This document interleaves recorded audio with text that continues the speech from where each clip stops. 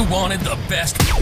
You've got the best podcast. The hottest podcast in the world. The Chris Voss Show, the preeminent podcast with guests so smart you may experience serious brain bleed. Get ready. Strap yourself in. Keep your hands, arms, and legs inside the vehicle at all times, because you're about to go on a monster education roller coaster with your brain. Now, here's your host, Chris Voss. You wanted the best. You got the best. The greatest Kiss band in the world. Has anyone ever figured out in all 13 years we turned this month that I stole that from Kiss Alive 1? That's their opening when they do that. So yeah. And I'm of the vintage Chris where I would actually get that. We have a fan of Kiss, two fans actually, and so we stole that. We thought it was a great pitch, but if you haven't figured out where that is from, shame on you. Go listen to Kiss Live 1, 2, 3. Anyway, guys, I'm Chris Voss. If you've never met me before, the host of the show. At least that's what the title says they sell. They prop me up every day and we put up podcasts. You may have heard of it. Anyway, guys, thanks for tuning in. We certainly appreciate you guys being here. We have an amazing guest on the show, Mary Ann Snow. She does a lot of things. She's a multi-hat wearer, if you would, a multi-serial entrepreneur, if you would. So we're talking to her about her things that she does and how she accomplishes them. In the meantime, always go to give us a 5-star rating on iTunes. Refer the show to your family, friends, and relatives. Put your arm around them and say, have you joined the family that loves you but doesn't judge you? The Chris Voss Show. Also see our big LinkedIn group and our LinkedIn newsletter and all this stuff and all the crazy places we are on the web. We have today Mary Ann Snow. She is Sophaya's founder and CEO. She's a recognized remote work expert with over 18 years experience helping organizations use remote work and distributed team strategies for cost-effective business growth and competitive market advantage. Her and her team focuses on the human side of remote work throughout the pandemic, which is probably really good for remote work for the business consulting. Her and her team apply their expertise to help companies rethink their business models, stay connected with their people, and assess their strategic risk. Her goal is to help her clients build greater business resilience, learn new skills, and school in the new skills, and leading dispersed teams and productivity plan for the workplace of the future. I'm just adding to your bio as I go. Welcome to the show, Mary. How are you? I'm great, Chris. Thank you very much. And yes, the pandemic was quite an experience for a lot of people, wasn't it? What? Did something go on the last 2 years? I'd say that you want to talk about a proof of concept that we could do way more than we think, thank God, with technology these days. And think about all the people in the world who kept the world running, even though we were doing it from our closets, from our kitchen tables, and God only knows whatever else is sitting behind our virtual backdrops. I'm looking to go ultra remote. I want an ultra remote situation where I can be as far away from my boss as I possibly can, not have to do any work and still receive checks. Do you have a program for that? Anyway. Yeah. So give us your .coms. We're going to be talking about a couple of different projects that you're working on. Give us your .coms so people can look them up on the interwebs, please. So our website is our business-to-business B2B consulting company. It's Sophaya.com. And then we've got the Remote Nation Institute, where we're standardizing work practices for folks who have to manage these types of organizations. And that is remotenationworks.org. Come and find us if you're leading remote teams, if you want to work distributed teams, and if you want to know how to manage Chris Voss, when he's off gallivanting. Come and talk to me. I'll help you with that. Don't talk to her, please. Let me gallivant away. So let's talk about the first company first, Sophia. Tell us about what you offer clients, how you work with them. I'm sure our LinkedIn crowd was going to love this data. So it's no surprise to anybody that, the pandemic obviously forced a lot of people into flexible work. But the reality was, Chris, is no matter how many headlines, whether we're talking about people like Elon Musk or we're talking about folks before him, IBM, who claim that they want everybody back into an office, the plain fact is with globalization and companies that are distributed, they sit in more than one place. the likelihood that you're going to be sitting in the exact same geographic location as your boss was already starting to shift before 2020. Mhm. And then in 2020, it really took a turn. It became front and center. So we work with organizations that have been trying for years, really struggling for years, thinking about how do you take a global team or a national team or even a regional team that's sitting in different locations? How do you keep them engaged? How do you actually keep them in the know? How do you build trust, but also hold them accountable? And how do you shift the way that you're thinking about how you're going to get the best value out of that team? Yeah. And so you come up with it sounds like you were in the business for a long time before COVID. And so you guys already have a system down, and COVID probably, like you said, proof of concept. Yeah, it was interesting because I've been working in distributed teams and remote teams since the 1990s. And actually I was running national teams of folks, and you want to get a big kick out of things. When I first started, the only technology that was available was VHS tapes. And so if we wanted to get a message out to a national group of folks on the team, I would have to go into a video studio, get videotaped. It would go on a VHS tape. We would then make copies, which I would put in envelopes with labels and take to something called the post office. I've heard of that. I've heard of that. Yeah. And, so I was working in international finance and with international financial service teams. And the only video channel at that point was Skype. And there was this little product that was just starting to come on the market that I started working with called SharePoint, Microsoft's big kahuna, collaborative team program that they're pushing a lot right now. And I was actually working with the Redmond team because I was a beta tester very early on and was already convinced that it was a really great platform to use. Yeah. And so on your company's webpage, you guys offer what you call the Sophia method, 4-step process. Talk to us about that and how you help companies, implement and do so. Yeah, so I ironically in 2020 and 21 literally wrote the book. It's coming out on September 13th called Remote Work Handbook. And the 4-step process really boils down to, first of all, do you have a strategy that integrates and implements remote work very deliberately and consciously into your business objectives so that you can get your leadership on board and get them, informed? And the second piece is we help you to assess your operations to really kind of think about how do you start integrating some of the best practices into every level of your organization. The third piece is your talent management cycle. Once you have it built into operations and you're bringing people in, what does that look like? What does an interview look like when you never meet that person in person? What does that, what does that integration process?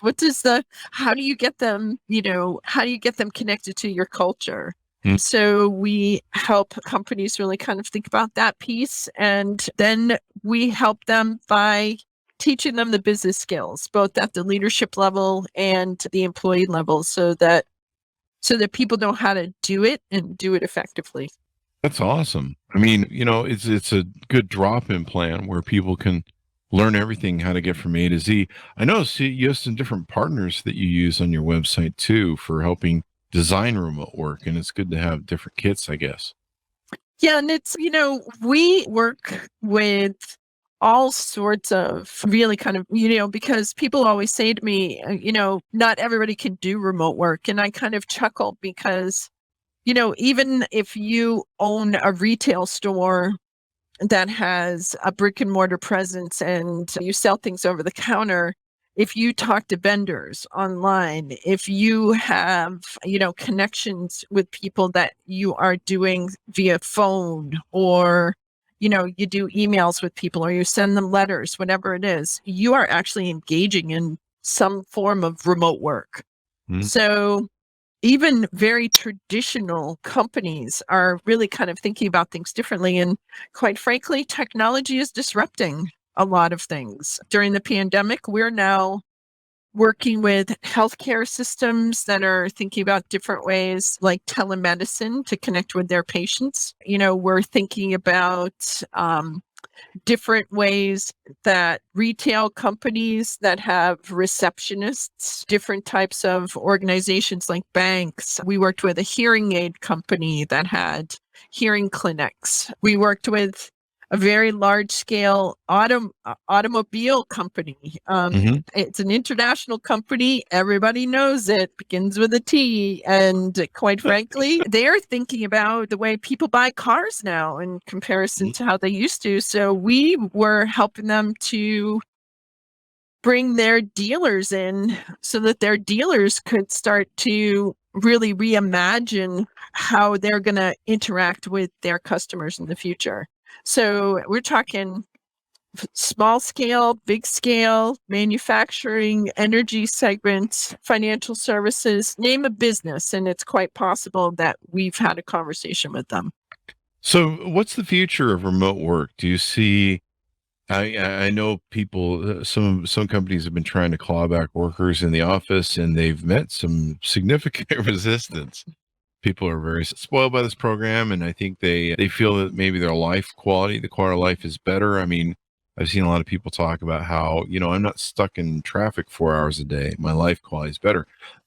And sometimes they're switching to other employers for remote work. What's the future of things seeing? Are we going to refill all these empty leasing buildings I see everywhere around me? Or... Well, the reality is that every employee survey, every labor market survey that has been done by all the big consulting companies indicate that flexible work is going to be a differentiator and something that puts you in the preferred employer category in the future. Wow. I think, and I think what's really important here is Chris, I want you to think back on the last 2.5 years, right? So we told people who had never worked from home that we were going to send them home. We told them they were going to have to do it, whether they liked it or not. Even when school was out, they had to homeschool kids. Daycare was gone. Going to the grocery store was hard. Everybody's fighting for internet bandwidth, and we made it work for 2.5 years. And now that things are opening up again, what managers are telling people is you have to come back to the office because I don't trust you. So you saved our bacon during COVID and the last 2.5 years, but if you don't come back to the office because I don't trust you, and guess what? A lot of people are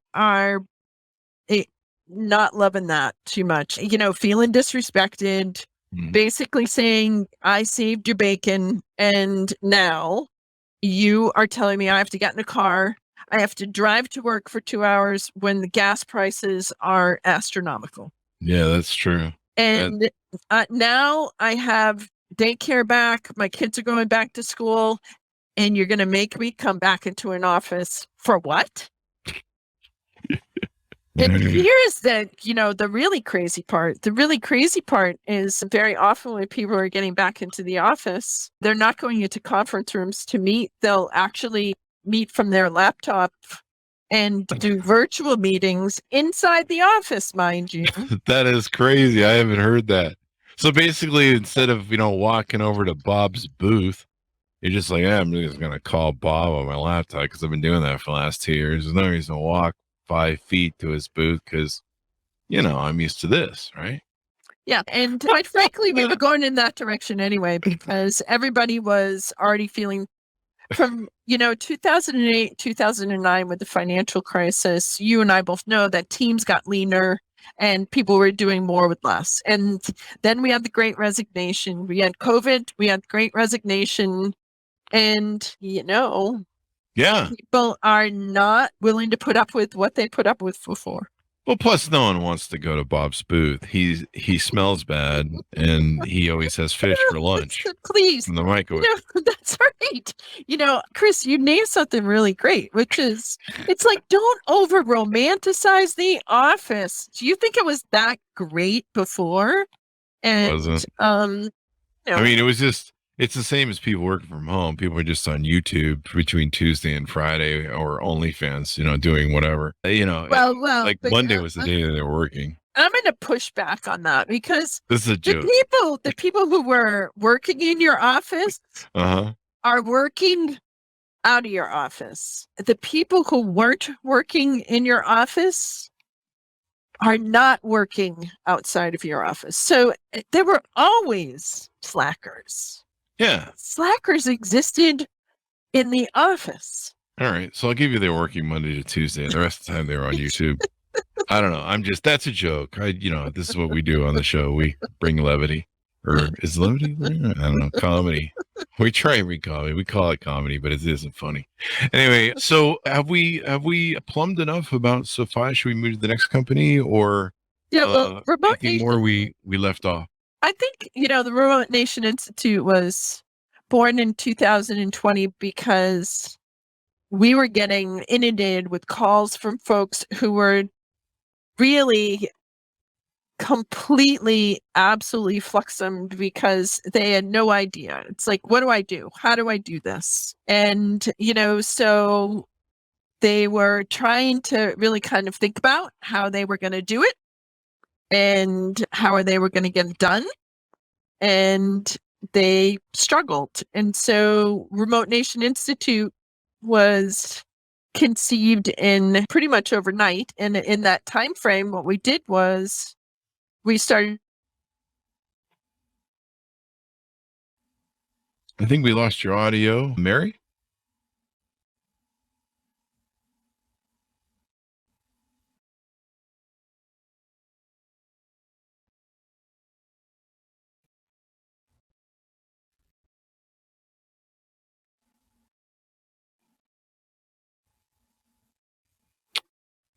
We'll be back with Mary here in a second. We're enjoying the remote networking issues that people have to remote networking. There we go. Let's see if we have her back now. Hey, I've got you. I've got you on audio. Let's see. Mary? Hi, can you hear me? I can hear you. I can hear you. I just, for whatever reason, my cam has decided to call it a day, huh? To call it a day. But well, the podcast is all audio. We can just finish off doing the audio. That sounds great. There you go. So you were starting to tell us about Remote Nation Institute. The Remote Nation Institute got started because in early 2020, we were getting inundated with calls from folks who were struggling, right? It just hit everybody really hard. And we had expertise that was really important to share. So we stood up the Remote Nation Institute in about 2 weeks, and throughout 2020 into 2021, we did pro bono webinars and consulting with every company that came to us that had questions, because we knew that the world was really, really struggling, and we felt an obligation to make sure that if we had concrete practical tips that we could give people, that we would do that and help wherever we could. Mm-hmm. So that's really good. And so you've got courses on the site and stuff? We've got courses. We have self-paced courses, e-learning courses. We do a professional certificate program that we've made available to people so that they can learn a standardized set of business skill practices specifically related. We do executive coaching. We do planning with our clients. But the other thing that we do is we do lots and lots of webinars and conversations like this, Chris, where we get out in front of folks and let folks know that this is not only a viable alternative, but quite frankly, is something that is a big business differentiator and a competitive advantage for folks who are very deliberate in how they are applying it. Awesome sauce. What's some of the courses that you cover there that are on there? If you want to just give us a sampling. Sure. First of all, let's get practical, right? Running a meeting. Mm-hmm. And running a meeting in lots of different forms these days, because not everybody's in the room. So you might be doing an in-person meeting, but you might be doing a hybrid meeting with some people in the room, some people out of the room. Or you might be doing an all virtual meeting. And how do you keep people engaged? To your point, how do you use humor effectively? How do you get people to participate? How do you take care of things? Managing interpersonal communications, multi-channel interpersonal communications. And how do you build trust and how do you overcome misunderstandings with your remote teams? How do you engage people? There's lots and lots, endless topics. It's, people are messy, and anytime that you have to interact with people, we can help you think about how to do that in this construct. Yeah. I think a rule that we should probably make, I've had this theory going on my head, is that when we do Zoom calls, everyone should be naked. Now, there shouldn't be anything showing, but everyone should just be naked. Does that sound like a good idea or a bad idea? Well, I had a breastfeeding mom coming into my calls, and we can only see her from the neck down. So there you go. There you go. I mean, it's all about what you can see. I mean, what about Jeffrey Tubin? No, I've seen it. No, I'm just kidding. We don't want to get into that subject. But no, it's good that there's. Remember when you're. Remember when you're. Here, let me write this down. Note to self: don't be Jeffrey Tubin on a Zoom call. That joke will never Please. I'll be riding that joke horse and call back till I die. And he got his job back too. So I mean, maybe if you want a promotion, that's the thing to do. I don't know. Don't do that, folks. Don't do that. These are jokes. We do jokes. So Mary, so you've got a lot of great data and information on there, and so companies can use this, and then they can hire you and basically say, hey, to their folks, go through these videos, go through these trainings, and whatever you're struggling with or whatever you need to do, you can find this as a resource. Is that correct? Absolutely. Absolutely. We're here to help. And we're here to give people an advantage because, quite frankly, the world changes all the time. And when the world changes, there's opportunities lost, but there's opportunities gained. So it's the folks who are the early adopters that are going to get that first mover advantage. So we're helping them do that. It's really interesting to me that the people who have embraced remote work and have mastered it, or, they're trying to master, I don't know if anybody's the greatest at it. Maybe somebody is. You probably have a good idea if anybody's really got it down well, but I think it's still a moving target. But, it's interesting to me how there were people that, they jump ship. They'd be like, oh, you want to claw back, bring us to the office? Yeah, we're going to go with another employer. You saw some high level people leave at Apple and change their clawback policy because they're like, oh crap, we're going to lose good people if we do this clawback. It's really interesting, the balance. What do you think about the hybrid sort of thing where, I don't know, people come in the office every other day or something, or half the week and the other half they don't? Is that going to be a successful thing in the future? I mean, maybe you got to show up once a week and, have a meeting and just let us know that you're wearing clothes or something. Well, for one day out of the week, you're not running around in your pajamas. Well, but if I'm effective and I'm making money for you, why do you care? Why is that a problem? So I think it's important that we're really kind of saying to ourselves, what do we care about when we're thinking about, what we're paying for with our employees these days? And I think it's important that most people know that Apple's not the only one who clawed back. Elon Musk, who is, Mr. Get eyeballs on social media, made a big exclamation and a big proclamation that had to be clawed back as well. He's already clawed back on it. And, he's not the only one. And the reason why is because, in the end, if you are dependent on your team and your team tells you that they can't work in the work environment that you're setting up for them, then why is it so important that people be physically present if they have the setup to be able to very productively get their work done? And I think that that's a big question that I say to people a lot. Why is it important? Why, really kind of think about what it is that you're objecting to. And if it comes down to you want to see people because you want to see people, then whose problem is it? Isn't it employees' problem or is it your problem? It's kind of that old world. Is it old world think? Is it become old world thinking now we need to see people working or else? Well, I went to my first in-person networking event and I was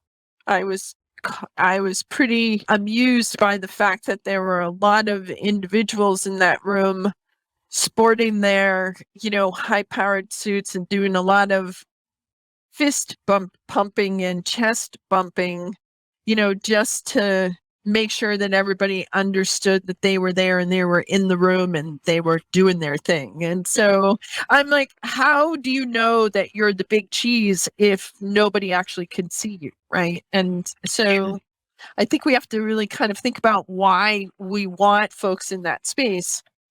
Now, I will also tell you that there will always be value to in-person stuff within a context, right? And it's just like, if you're going to bring people together, then do you want to maintain an office and pay that rent when people only want to come together once a month? Or maybe they're coming to the office once or twice in a week and you still have the same overhead. So why is that a good business proposition for you, and how is that going to impact your bottom line?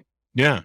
I had heard, I don't know if this is true, I think it was a survey or something I saw on LinkedIn, that they found that most people that were coming back to the office, they were just spending all their time socializing around the water cooler. Like it was like, it's, they were just catching, hey, what did you do this week? We took the kids for a barbecue and blah, blah, blah. It's like they weren't doing anything. They were actually using it as like, it became like a social event. Like when you go to the bar or the club after work and socialize, it almost became like that instead of people going, we should get to work now at our desk for a change. It's interesting. I'm going to go back to what I said before. There were always people who were using work as more of a social event, and there were people who were actually getting the work done. Yeah. And here's the interesting piece. I will tell you that if you looked at that survey, it said, yes, they were glad to go back to the office and see their buddies, but then they said, can I go back home tomorrow to work, to get my work done? So, and appreciate that even really diligent employees coming back into the office, if they're getting pulled into meeting after meeting, or if they are getting disrupted because they haven't seen someone for a while, then it's harder to get your task list taken care of. And so, you have to balance those things. You definitely do. What do you think about, we've had a lot of people on the show for remote work and book authors. What do you think about like the software? I feel there's some sort of software that will track whether you've been working or not. I think this goes back to, do you trust people or don't trust people? And, ultimately,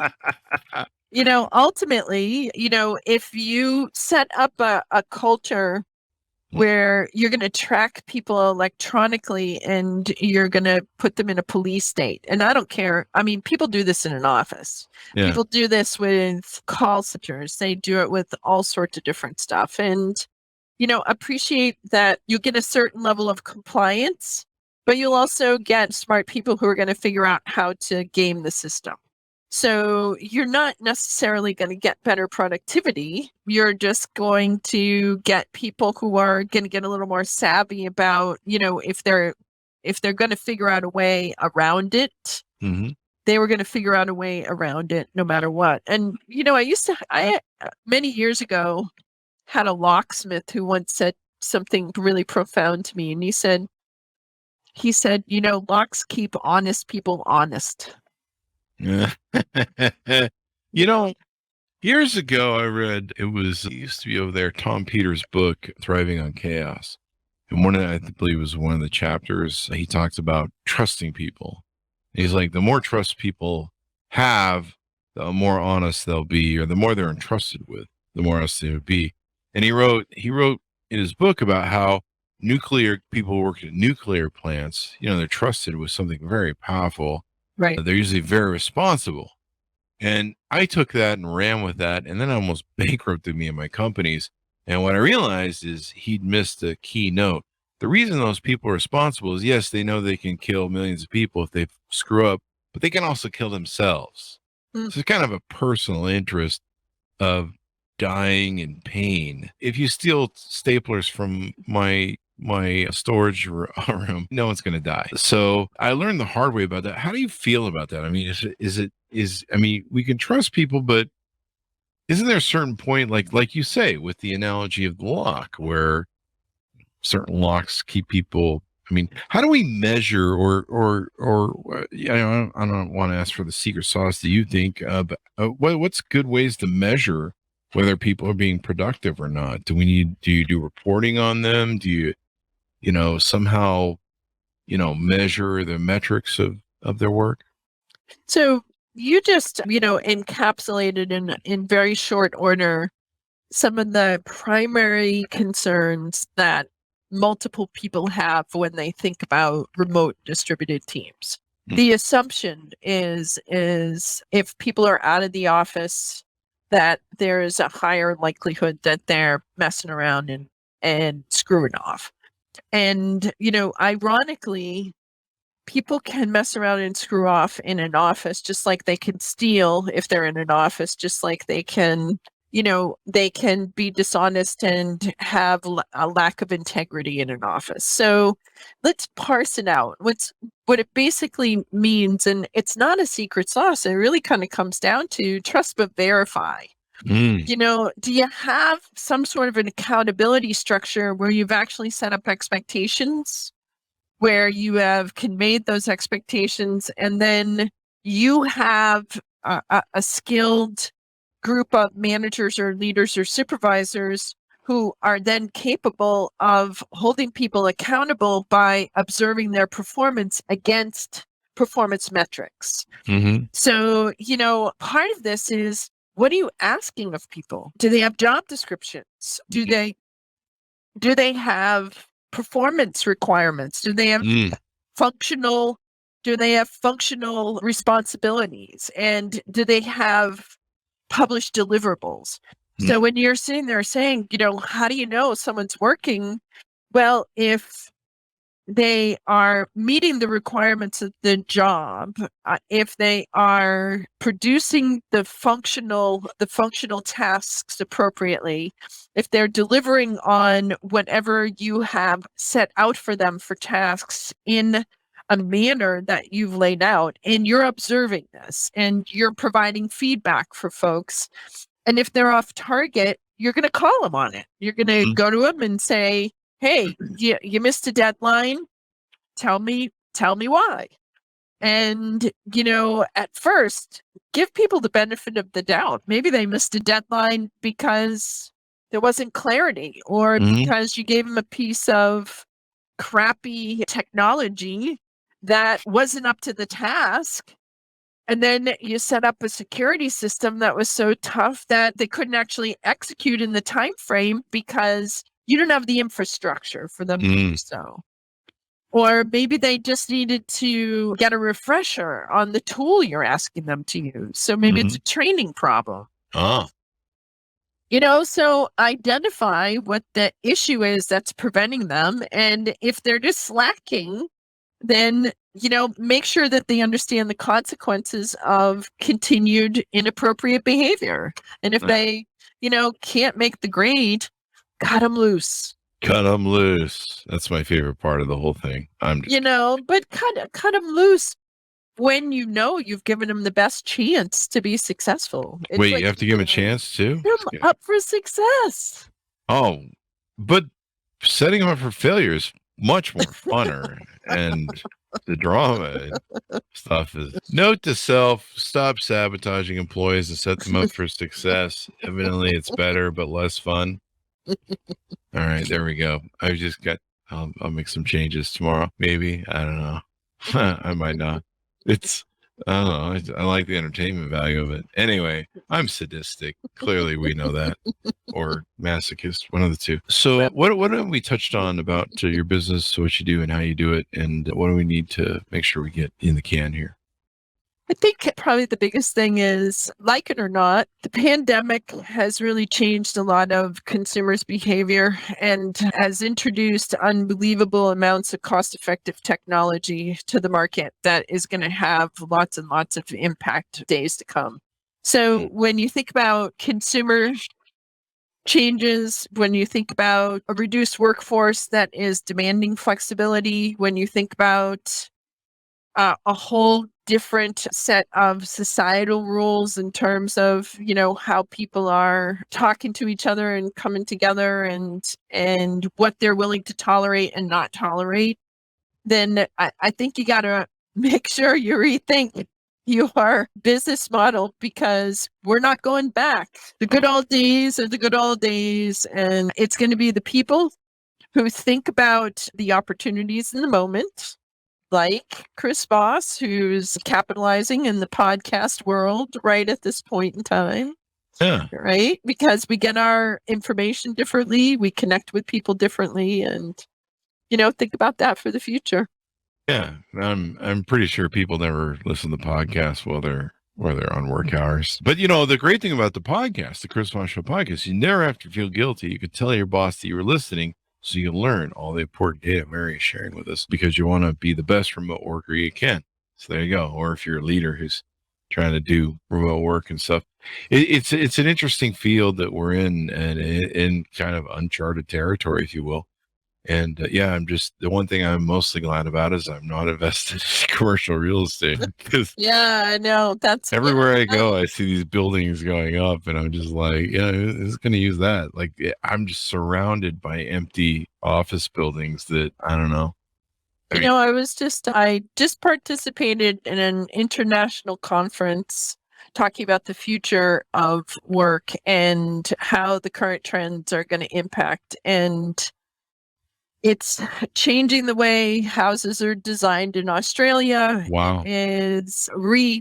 People in Europe are rethinking the use of public spaces, because with more people working at home, how do they come together? What does a city center look like when you don't go to an office every day? That's true. There's no downtown sort of, it really affects downtown. Here in Utah, decades ago, that's how old I am, at least a decade or two, or 3 or 4 or 5. But here in Utah, we had, a thriving downtown, and we were going to have the Olympics come to the state. People are like, holy crap, he is old. And you're right. And so they literally shut down the downtown. They're rebuilding the whole freeway that would be the heart center going, that's the bloodline or whatever, going down to the heart of the city. And so people had to learn to use back roads and side roads for I think 2 years this went on. And it literally killed the downtown. It killed the bars, the clubs, offices had to, it was a nightmare. Yep. But by teaching a new pattern to people, and it's interesting how people adopt with their patterns. If you teach them a new pattern, it's really hard to go back to the old one. And so more people went to clubs or bars that were in the suburbs, and it basically everything that used to be, the whole city used to revolve around downtown. And so all of a sudden it became, okay, well, no, and we need offices out in the suburbs, and it became more spread out. It was really interesting to see the dynamic, because when the downtown came back, it still was bankrupt and dead, because people were just like, we learned a new place to go, so we're not going there anymore. It was really interesting how that worked, and like how the downtown's affected, because if people aren't showing up to work, it affects the restaurants there, the bars, the clubs. it affects everything in downtown. And then there were a lot of people who lived in downtown. So, condominiums and stuff like that, et cetera, et cetera. So there you go. It's really interesting. It's been an interesting conversation to have about this.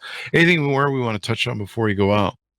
No, I think your example is really kind of reflective of what's happened in COVID. We've had 2.5 years, Chris, 2.5 years of disruption, 2.5 years of entertainment was disrupted, luxury stuff was disrupted, work was disrupted, and now people made different habits. Yeah. And it's going to be hard to get them to go back. I think the sooner companies realize that, the better. I mean, even like hybrid and stuff. But I think gas, I know, is coming down. I heard that consumer prices for goods, or consumer wholesale prices for goods, is coming down. The supply chain is caught up. Things hopefully will be coming a little bit normalized. We still have a war in Europe, but we wish that thing would get rounded up. Kidding. But yes, to my Ukrainian friends, I say, I heartily agree with you. And it's so sad to watch people who you can see them going through everyday lives, which were normal like ours, and they're now upended and they're in a war zone. And so hopefully, somebody takes care of the Putin problem. But, it's interesting in the world we live in. And it was kind of funny how everyone was starting to go back to the office. They were forcing people back to the office, and the gas prices went crazy. Yeah. And, companies had to go, well, crap, they're spending half their day of what they would make per hour paying for gas in their car. It's really been a bad 2 years. Like, I have to tell anybody, but it's great that there's resources like yours where people can utilize them to make do with the state that we're in. And but it's not just make do, my dear. It is, it's like, how do you capitalize on it? Because there are people right now who are moving and shaking in ways that are going to have very, very specific positive impacts on their business models. Most definitely. Well, give us your .coms again so people can look them up on the interwebs, please. So we've got Sophia at SOPHAYA.com, and we have remotenationworks.org. You can find me on LinkedIn. I'm all over LinkedIn as well. And we love having conversations about remote work. And we have my book coming out September 13th, the Remote Work Handbook. There you go. Is it going to be on Amazon and stuff? People can order it there? It's already up there for pre-sale. All right, cool. Order that book up for pre-sale, folks. You can get it wherever fine books are sold. Thanks for coming on the show with us, Mary. We really appreciate it. My pleasure, Chris. So nice to meet you, and so nice to meet your audience. Pleasure. And they've learned so much. So it'll be good. It'll be, it's really an interesting future that we have going on. And I'm sure that we're all going to barely got started. So enjoy the ride. Thanks for tuning in, my audience. You should go to youtube.com/Chris Voss, see our big LinkedIn group and our LinkedIn newsletter, all the stuff we do on the Chris Voss Show. Thanks for tuning in. Be good to each other. Stay safe. And we'll see you guys next time.